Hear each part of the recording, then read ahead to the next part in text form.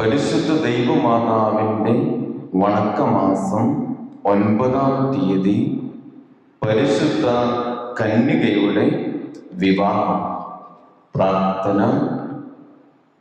പരിശുദ്ധ കന്യകയെ അവിടുന്ന് വിശുദ്ധ ഔസേപ്പുമായി വിവാഹിതയായിക്കൊണ്ട് കുടുംബജീവിതത്തിൻ്റെ മാഹാത്മ്യം, അതിൻ്റെ പരിശുദ്ധിയും ഞങ്ങളെ മനസ്സിലാക്കി.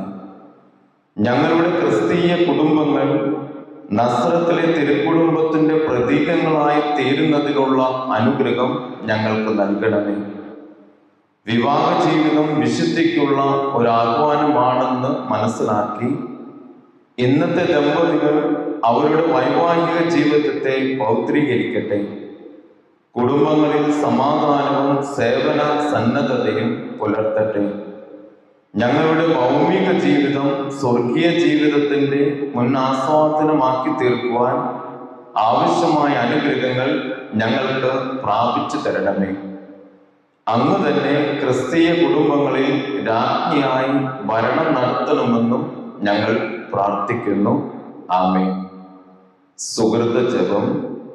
അറിവിൻ്റെ ദർപ്പണമായ മറിയമേ, ദൈവിക കാര്യങ്ങളിൽ ഞങ്ങളെ അറിവുള്ളവരാക്കണമേ. ജന്മപാപമില്ലാതെ ഉത്ഭവിച്ച പരിശുദ്ധ മറിയമേ, പാപികളുടെ സങ്കേതമേ, ഇതാ നിന്റെ സങ്കേതത്തിൽ ഞങ്ങൾ തേടി വന്നിരിക്കുന്നു.